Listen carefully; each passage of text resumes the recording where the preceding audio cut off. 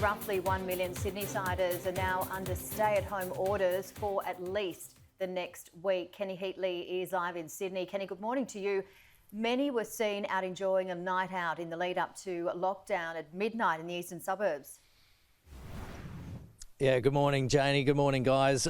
We did have some pretty quiet streets in the city of Sydney yesterday afternoon, but people were seen out enjoying their final moments of freedom around the eastern suburbs and also the inner west. But at midnight, the lockdown rules came in for the city of Sydney, Woollahra, also for Randwick and Waverley, those council areas now at stay-at-home orders. Just a few reasons you can leave your home now includes compassionate care, seeking out food, and also provide compassionate assistance or exercise in groups of 10 or less as well. But there's been some confusion and frustration about the communication of this lockdown, with Brad Hazzard tweeting last night.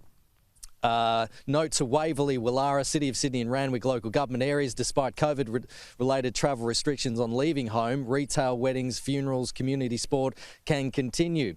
Other non-essential businesses and other services in houses of worship will cease.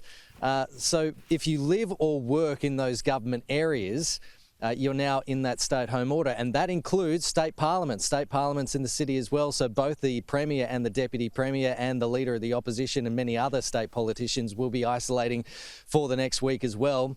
And that is the first time that has happened too. We also have the school holidays, which are getting underway, the winter break. So plans are in absolute disarray for that, and it's caused a lot of frustration in the business community too.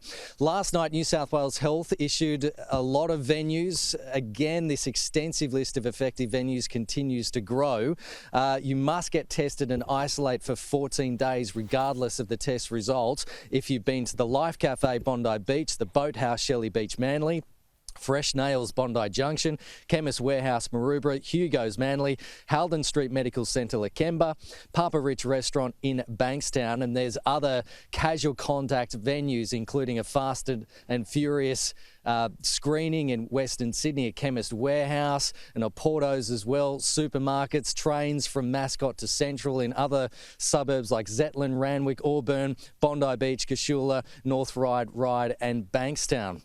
Now, the Bondi cluster has grown to 65 cases. 22 new cases were confirmed yesterday. The only mystery case remaining so far is the 9-year-old student from a school in Waverley. So the contact tracers have been doing a good job, but a whole entire apartment complex in King's Cross has been locked down, and 500 residents ought to get tested after a positive case. It's one of Sydney's largest apartment complexes in King's Cross. It's called the Elan Building, and we've also had at the heart of Sydney, Double Bay, this salon, Joe Bailey, after a male hairdresser passed it on to 3 close contacts as well, with 900 clients that are now in isolation and getting tested as well. So guys, this outbreak continues to grow, unfortunately, but the good news is that they have been managing to link these cases. But as of midnight, that lockdown is now in force for the CBD